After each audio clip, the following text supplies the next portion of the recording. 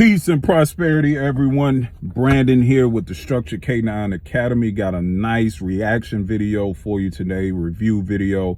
Well, it's more like a reaction video of a trainer doing agitation on a dog, on a green dog. And what we mean by a green dog is a dog that has never done any type of personal protection training before in the past, right? So not only is it a green dog by experience, but it's a green dog by age as well, because this is a very young dog. This is an 8-9 month old Presa Canario, right?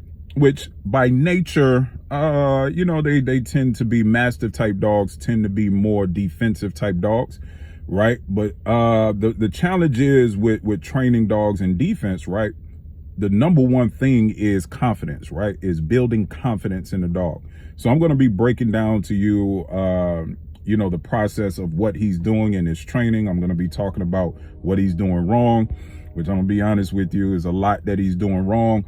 And I'm going to point out the things that he's doing right, you know, and what I mean by that is by the standard of what defense, of how to properly train a dog in defense, right? There's a lot of things that he's doing wrong in this video. So let's get into it and let's see what we get here. All right. Okay, let's start it.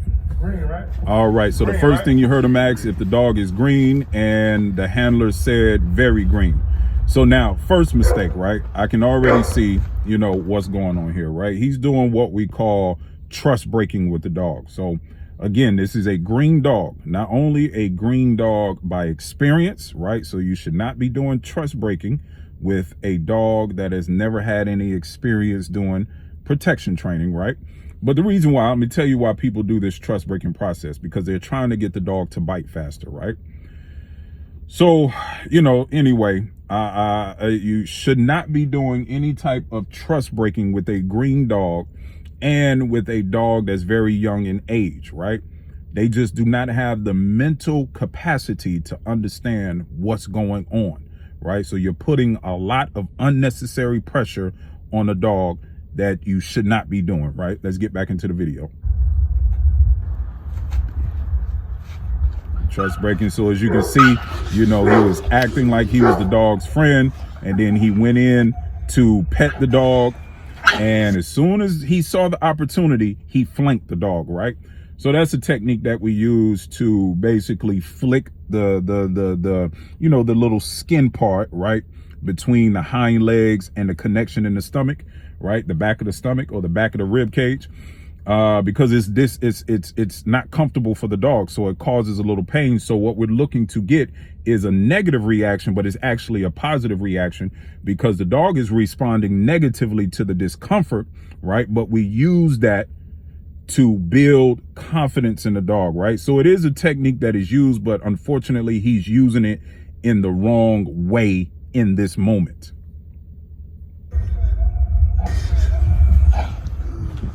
Okay, so you see he's doing what we call paying the dog. Every time the dog shows a little forward aggression, right, he act like he's scared and start backing up, right? So he's paying the dog. All right, so the second mistake I can tell you that he's made, right? The second mistake that we're going to talk about is he told the handler, pay the dog, or tell the dog, good boy, right? Now, here's the problem, and this is why I say you should never start with trust breaking a green dog, because as you saw, because the dog is confused, right? He doesn't have any clarity as to what's going on right now. All he knows is this guy is in front of me. I don't like it. I feel uncomfortable. I feel in danger, right? You just touched me and I didn't like how you touched me. So now I'm going to start doing what we call fear biting. So, right, those little chatters that you see the dog, that's what we call, that is the beginning of fear biting, right? Now, again, is not necessarily anything wrong with that, because we do use that to help build the dog's confidence. The problem is this trainer is putting too much pressure too fast on this dog, right? Which creates what we call a fear biter, right? So as you saw, when the handler went in to pet the dog, to praise the dog redirected that insecurity onto the handler because there's no clarity in what's going on. So he's going back in to agitate more. Right now, the next mistake that we're going to talk about is he has this dog on a short back tie, right? Very short back tie. That's a mistake, right? If you're going to put a dog on a back tie, which I wouldn't even put a dog, especially a dog that I'm starting, an insecure dog like that, me personally, you know, it has to be, it really has to be an extenuating circumstance to put a dog on a back tie, right? Especially a short back tie like that. I would just have the handler hold the dog, right? And teach the handler how to hold the dog. So that's another big mistake that a lot of trainers make. They don't actually teach handlers how to handle their dog, right? But I don't want to get too deep into that. That's for another video. But you see he has the dog on the back tie, right? Which, again, that is something that can be used in training. Is not my preferred method. But he has the handler holding the leash. Like, if you're going to have someone put their dog on the back tie, then let that be what it is. If you're going to have them hold the leash, then have them hold the leash, right? Or there's another technique that I really don't like, right? But I can see there could be some application for it, to where you have the dog on the back tie, then you have a second leash that the handler is holding. So this way you have the dog on the back tie as a safety measure, right?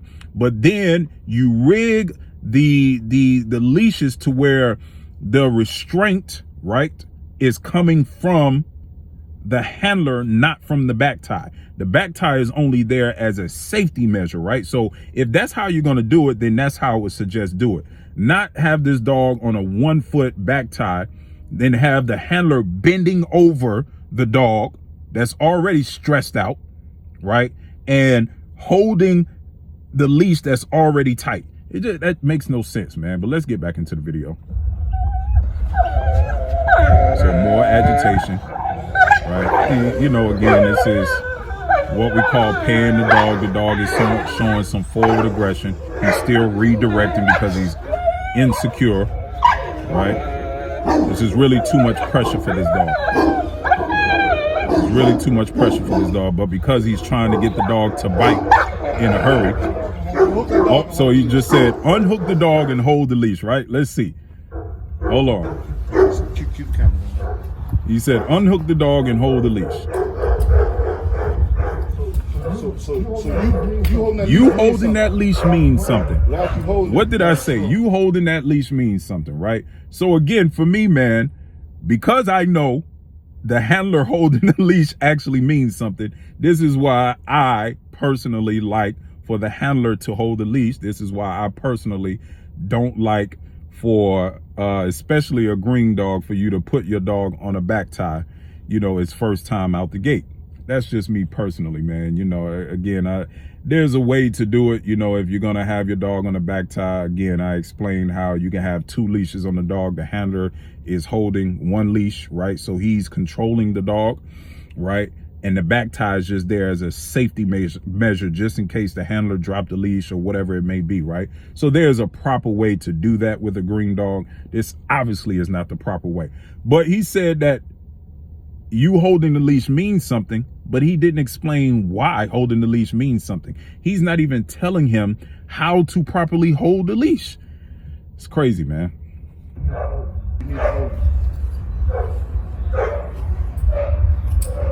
All right, so now he's holding the leash, and I can already see he's holding the leash wrong. He's still doing the trust breaking. And you can see the dog is insecure. Now the dog isn't totally scared, which is good because the dog is not trying to run away, but you can see he's in avoidance, right? And again, it's not necessarily anything wrong with avoidance because that's a natural progression, you know, in this type of training. But the problem is you can clearly see that the trainer doesn't really understand how to read the dog properly. He's putting too much pressure. Now he's doing what we call drive channeling, right? Or drive switching, right? Where now he's switching from defense to prey because based on what a lot of these trainers say is when you go into prey, it relieves stress, right?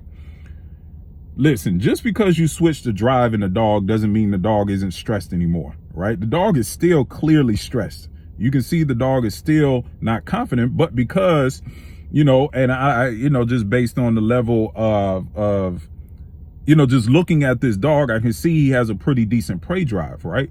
So, you know, that prey drive kind of switched him into play. So now it's like, oh, thank you. Thank you. This guy is no longer a bad guy. Now we're going to start playing, right?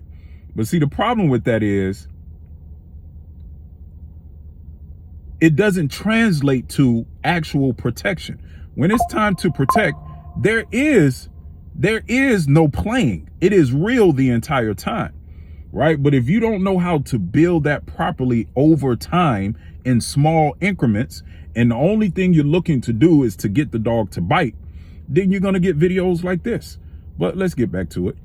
We got about a minute left, so let's see what goes on. So as you can see, he tossed the towel into the dog's mouth, right?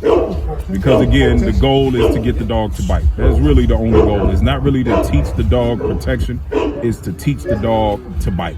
That's really what it is about, right? You can see he's teaching the dog the mechanics of the full grip by pushing the towel into the dog's mouth. But again, if you actually know how to agitate a dog properly, you don't have to do any of those mechanics. The dog would naturally do it.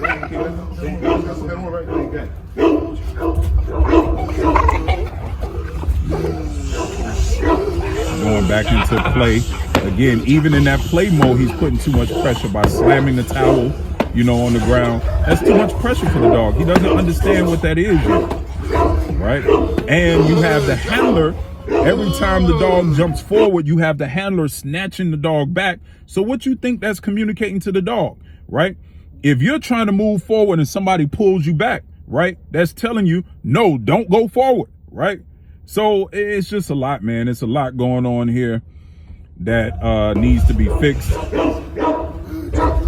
And unfortunately, so that's the end of the video, man. Unfortunately, this is where, you know, defense training gets a bad name, because you have trainers that do it, you know, like this and display it to the world. And they're sending the wrong message, man. This is not a good display of defense style training. It's actually a very bad display of defense style training. Man, you know, so look, again, this is not anything personal against the trainer, right? This is just me as a professional critiquing another professional work.